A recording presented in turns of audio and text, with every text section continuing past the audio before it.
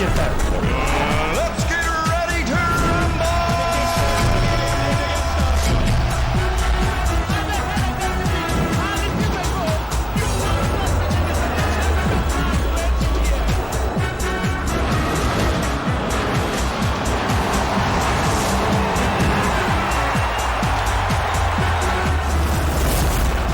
What a performance that was! Wow, great viewers out there. It's time for Sportsville. My name is George Alou. We are set to roll again, and it will be an interesting package today. I must tell you, don't forget that we're already counting down to the Yuletide, and everybody is already in Christmas mood. But while preparing for Christmas, we're still talking sports. So much is happening in the field of sports. Here, women's football has started. I must tell you, kudos to Aisha Falode, the one we call Mama Sports. We'll take a look at that, but that will be much later when Oluchi Tobechukwu, the baby of the house, will be joining us. But for now, we start with the two Tonys, one home base and another foreign base. And don't forget that my producer Tayo Gusheye will always give you shots of the week. After that, then I'll rotate proper. Don't go away. It is Sportsville. My name is George Alou.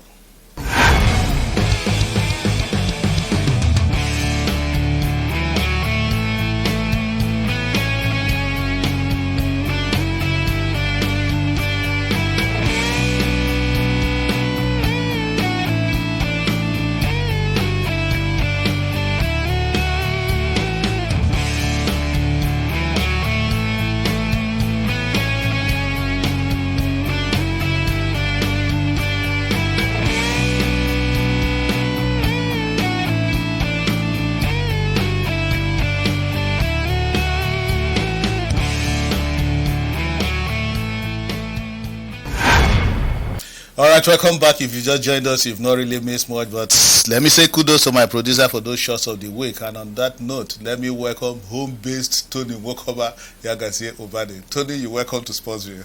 Thank you so much, George. I know why I'm calling you a home-based today. Absolutely. I think that the fans themselves are going to see the reason behind me being home-based. And indeed, you are correct, because when there is another Anthony who is based abroad, who has done wonderfully well for Nigeria, representing the green, white, green colors of Nigeria. And here I am in the studios of Lagos, in channels here, absolutely. Playing Nigeria professional football league. No, I'm not an MPFL player. Because you cannot say that I'm an MPFL player, because as it is only in Nigeria, the males are the ones who are taking the back seat.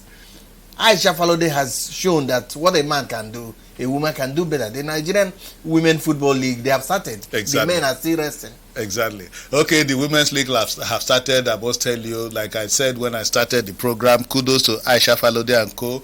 Much later, baby of the house, Oluchi Tobechukwu, will be joining us. But for now, she's standing by here in the studio. But let me introduce the foreign-based Tony. This is one of our products. Talk about Tony Adeyemi Isaiah. He has been doing very well for Nigerian football. He is a coach. He is coaching in Switzerland at the moment, and this is a terrain where no too many of us are doing well, but he is doing well as a coach out there in Switzerland with FC Gusau. Let me welcome Tony to Sportsville. Tony, you're welcome to Sportsville. Thank you, sir. Good morning, sir. So how is it like out there in Switzerland?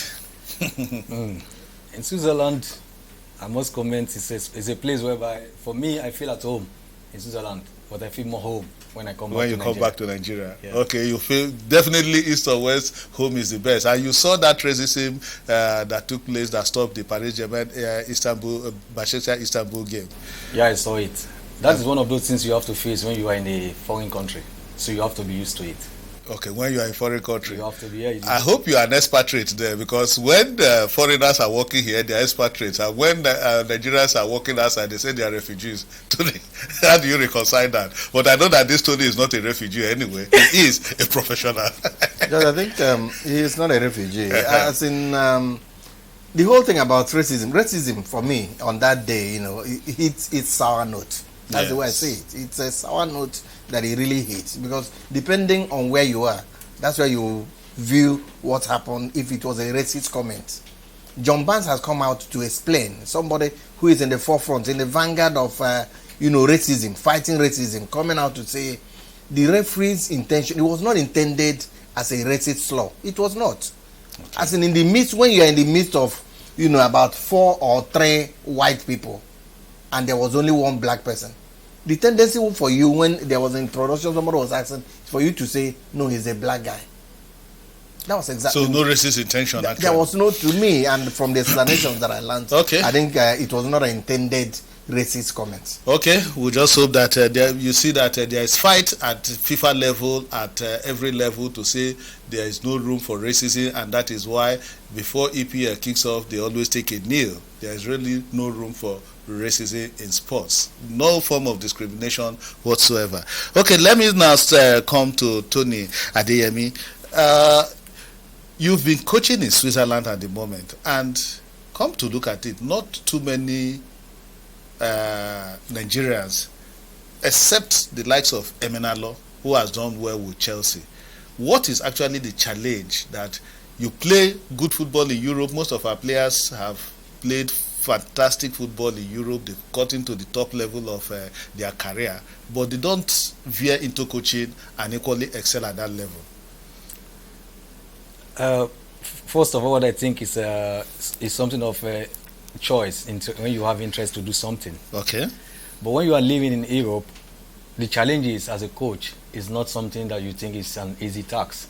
There's a lot of things you're going to face. Because first of all, like I said earlier in my past interview, I'm living in a country that speaks German. Okay. So if you don't understand the language and you cannot write the language, it will be very difficult for you to partake for the exam, for you to get your training budget.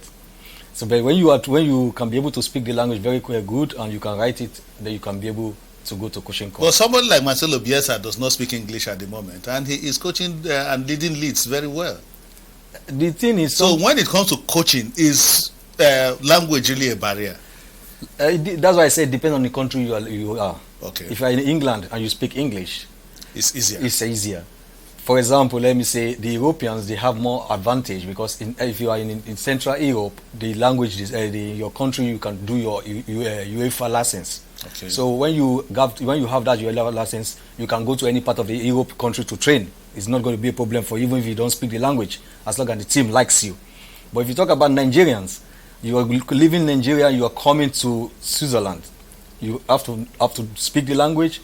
The license you are holding cannot even allow you to coach a club there because they want you to upgrade it. Mm-hmm. So if you cannot upgrade that license, you have no chance to coach. FC Gosa is in what division at the moment? We are playing regional league. Okay, regional league. Yeah. And what is it like? What are the challenges and all that? Yeah, for me, I don't have any challenge because I have done so well in coaching job because this is my 11 years. This new year will be 12 years as a coach. So when I started, I can say that is a challenge because I don't speak so good in the language. Okay. And it's something you're doing new, So you have a fear. How is it going to be? Is it going to work or is it not going to work? But along the process, after the first year, when I did well, that's given me more motivation to go further. So since then, I've been into the coaching job. There is no season I have not coached. And to God be the glory. I always say this anywhere I go. If you are looking for any Nigerians or any African coaches, let me say Nigeria in abroad, that I've coached like the level I've coached on the 14, on the 16, on the 17, on the 23. Now I'm coaching the senior league. That has won the league the way I won it. Then I can say the coach is better than me in junior league. But I never see. So what is the ambition of this team, FC Gosau, at the moment? What are the chances of their coming all the way to play at the top level in Switzerland? There is a lot of. One thing is, for me, I don't know how long I'm going to be there. Because we've seen a team like FC Leipzig coming in less than a decade to play at the top of a German Bundesliga and even getting to the semi-final of the UEFA Champions League. They have chance to do that, but another thing is, it depends on the coach that is there. For me now, I just signed my 2 years contract. Okay. And there is possibility I can leave there at any time when I get a good offer for other club. Yeah. So now, if a good coach leave and come to another coach come in, then it's difficult for the other coach to do what the other one has done. For example, now let me give an example. When I came to the club was always in 8th position, 9th position. Now we are in the half season now. When I can show you, you can go to the internet, you can see that the table there, I'm in the 2nd position. Yeah, my producer is giving you the table there of the team. Okay. Yeah. So Now we are in second position. We are in the first position, but the last game we played draw, and the other opponent that's in the first position, they won. So we are 2 points behind them, and that has never happened to that team before. Always they're in 7th position, 8th position, 9th position, almost relegation.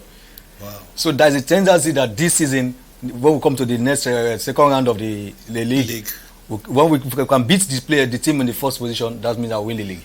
Okay, Tony, I guess you are itching to come in here and share your thoughts with. It's quite interesting. First, I think our viewers must know, that this guy before he left, played for one of, the main clubs in Nigeria. Talk about superstars, Flaming, the Adebayo Babes, Israelites. That's exactly the passion people had with stationery stores. And here he is, a young man who has gone abroad, representing Nigeria well, coaching at that very top level.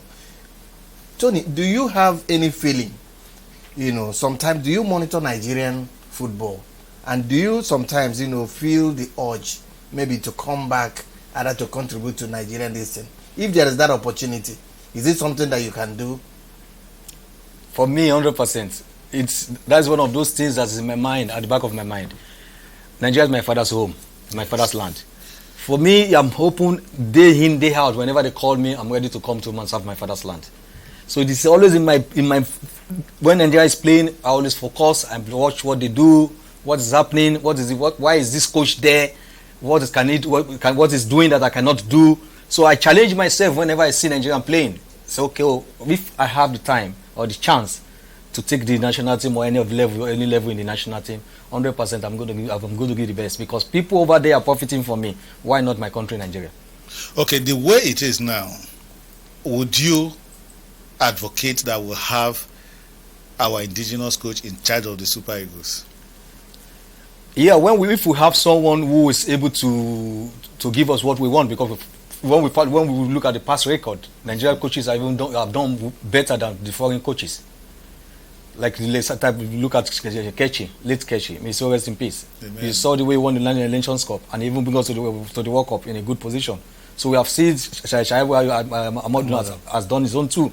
So if Nigeria have somebody they trust, I think it's better, because for me, I'm not trying to criticize the white man. He has done what he can do, but I think Nigerian coaches, they can be able to do better. Okay, the era when our players were doing very well in Europe, playing for top clubs and all that, is gone. These days, we see them not really playing in the big. Look at the EPL, for instance. The biggest player we have now is maybe Ndidi, playing for Leicester. We don't have a player in Manchester United. We don't have a player in Liverpool. We don't have a player in Chelsea. What do you think is the challenge? Most times, most of us now, the new players that are playing now, what they look for is their future, just to become somebody in life. They are not challenging themselves. When they are somewhere, they think that's over. They are comfortable. They are not ready to challenge. It takes only the few that want to go more higher. So when you have this type of mindset, definitely, when you are getting something you needed, you don't think about what is coming. You just wait. Okay, let me sit on what I have. I'm okay with this big signing and all that. That is what is killing Nigerian players at the moment. Look at, there's no Nigerian player in Barcelona. There's no Nigerian player in Bayern. But those days, the likes of Kanu Nwankwo, the likes of Daniel Amokachi, they were playing in the big leagues. Just, but I think there is so much meaning from what he said. If you put it into real perspective, this perspective of the economy, says that Nigerian players don't want to leave their comfort zone. And that comfort zone has to do with the economy. It has to do with the exchange rate of the naira and the dollar. If you, for instance, now, George, with what you are doing on this set, you are swimming in find cash. A place now, and maybe they say, okay, let's be paying George £15,000 per week. You run mad. And then I will not put in my best any longer. But Tony, that should be a bigger. That should propel me to do better. But why is it not propelling our players to do better? Because of where you are coming from. That you could just leave you £15,000 a week. If you die in Nigeria here, £15,000, I don't think they will pay you £15,000. It's better for you to remain there. But then I think it's equally important that there should be challenges. Except until you die, you must always be ready to face challenges. And that's what some of our players, from what he has said, that's what I deduce. that people don't want to leave their comfort zone. Okay, Tony, how do we make our league better? What would be your advice? Nigerian You played for league. stationary Nigerian stores league. and look at the league today. Can you compare what it was when you were playing for Flaming and what it is today? Like what I said, when we were playing, sometimes our parents don't even allow us to go and play football. We find our way out to go and play, and at the same time, at the end of the day, we make it to the top. Now this generation, they have all what it takes. The parents encourage them to go and play football, and when you are playing football, most of them think that is the end of the road. So they don't look like what I said before. They don't have that. I always say 5D. First of all, you have to be determined. Okay. Determination. You have to be disciplined. You have to have that your do and don't. You have to stand on that do and don't. This thing I want to do it, and I have to do it. So then you go down to the I've said discipline. Then you come to the determination, discipline, the do and don't. Then you come to your drive and also your dedication. Because when you dedicate your time, your mind to something, that means that's where your focus will be. You want to make sure you do the thing on the best way. So most time that is one thing that we lack. In our own time, most of the players are dedicated. That's why you see the lack of high level of level. That's why you see that in our league was so competitive. Exactly. But at the moment now, the league is not competitive. You know who is going to win the league before the league comes to an end. Yeah, it is so. Imba dominate now for the past how many years? But when we were playing, you see stationary stores want to win the league. You see Rangers is fighting for the league. Rangers, and when Rangers is playing against a beggar in Lagos here, it's a full house. It's a full house. All these challenges is no more there. So that's just the problem they are facing. All right, it's a lot of challenge. We must tell you that Tony Adeyemi Isaiah won the league in 1998. The FA Cup actually in 1998 with stationary stores. Those days when you come to the Nika waterfront, by 2 o'clock the stadium is already filled, and then the white handkerchief of Flaming. I hope that Flaming spirit is still in you at the moment. That's what led me to where I am today. All right, that is what led him to where he is. I must tell you that this Tony, the one that is foreign based, my own Tony Ubani today is home based. He is doing very well for we have the same D principle: discipline, determination, and drive, dedication. I don't know about that. All right, let's take a break. When we come back, we'll go to part 2 of the show, and the baby of the house, Oluchi Tobechukwu, will be joining us. Don't go away. It's still Sports View. Hi everyone, my name is Sunday Yunana Capson. I'm a volleyball player. I want to take this time out to wish all our volleyball fans a happy festive period. Merry Christmas, Happy New Year, and let's not forget the reason for this season.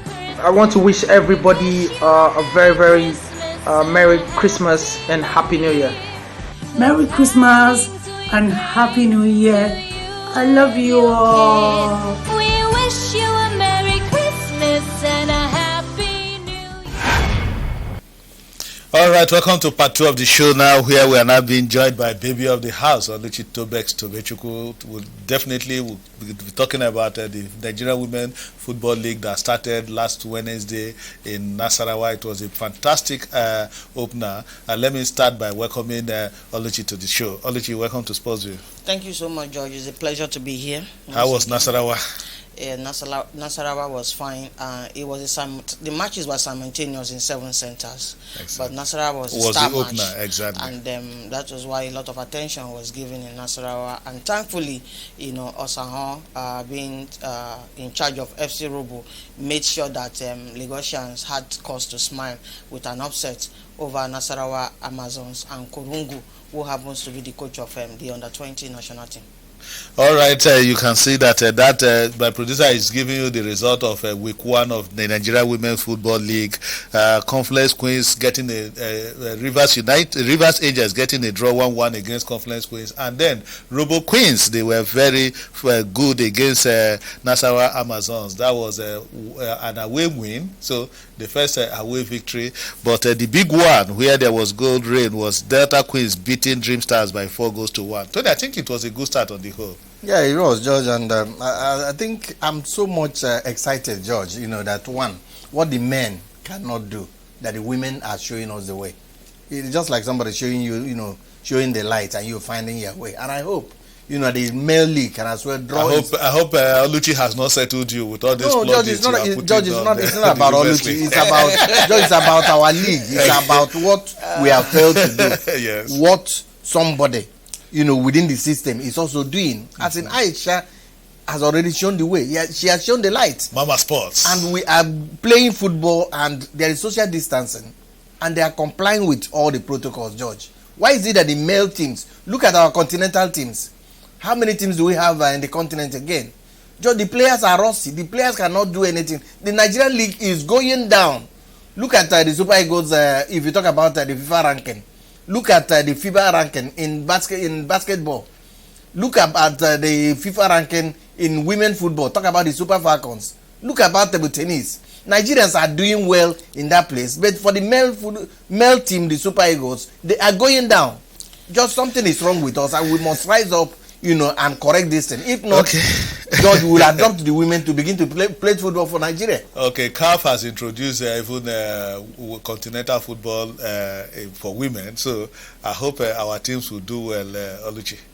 George, I don't know why a lot of people, I know it is quite unavoidable, they keep on juxtaposing MPFL and the NWFL. But for me, my focus is on the women's team, the women's league. They are doing well. Aisha Falode led board. They are raising the bar, and she's trying to be consistent in what she has been doing. And for the CAF Champions League is the maiden edition, like you mentioned, and that was why the female club owners all decided that they were going to do away with their bridge league and focus on a straight league. This is the first time we'll be having a straight league since Aisha Falode came on board, and she endorsed it because she saw reasons with them. We're going to have robust league, competitive, more matches, for the girls to play and toughen them, for the maiden edition of the CAF Champions League. I hope all this will lead to the Women's League getting sponsorship, because as it is now, there is no sponsors for the NWFL. Yeah, the challenge has been that what product are you selling? And that has been the focus for Aisha Falode. We have a rebranded league.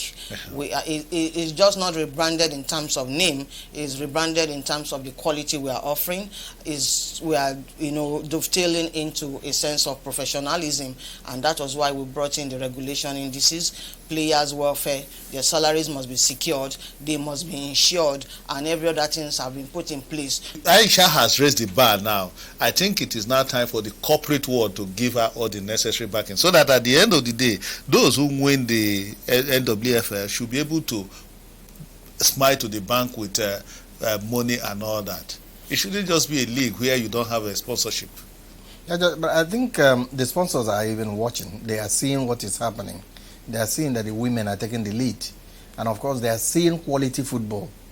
And if not for the COVID protocols and all those things, so many Nigerians are enthusiastic in coming out in numbers, to watch and appreciate them. I, for one, George, I am so moved by the passion of women football and for, the novels that Aisha Falode board has brought into this. And I think that's exactly, any sponsor that puts his money into women football will definitely reap boundless joys. One other big challenge, Oluchi, has been the issue of officiating. We've seen that in the first game, Oshun Babes defeated Ibom Angels at home. 2 away wins. We had 2 away wins. And then a draw in Conference Queens against Rivers Angels. So you can see that officiating definitely was good in the opener.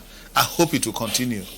Yes, the referees body, the president Tade has said that he has given his word. He's doing everything possible to make sure that officiating is transparent, and you will see that nobody complained about officiating. Conference Queens, they saw the result 1-1. They were okay with it. The 2 away wins, the home teams didn't have anything to complain about. And let me just quickly delve into what Tony just reiterated earlier. I will not want to push under the carpet the personal effort of Aisha Falode. For all the Super 4 that has been played in the past, the teams that won with her networking with the governors that hosted each Super 4, they were given something and appreciated financially. They took care of their accommodation and their transportation, the 4 teams. And for the first time in a while, teams were able to go home with both the trophy and something to show their various sponsors. Our ladies are doing very well. We want corporate bodies to get involved in this and support them. At least there is no rancor, there is no division, there is no crisis. So corporate bodies place queue behind the NWFL. We want to see our women's league grow. Let's take a break. When we come back, we'll be rounding up the show. I hope you're enjoying Sports View. Audio Jungle.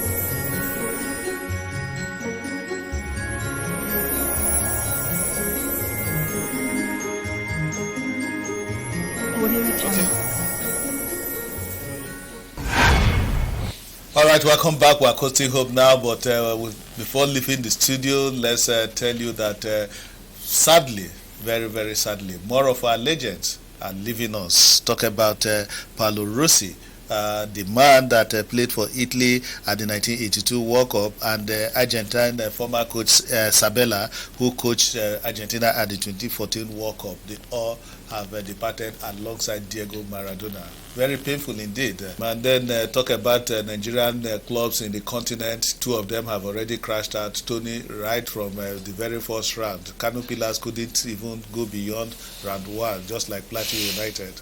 Sad indeed. They left like the legend.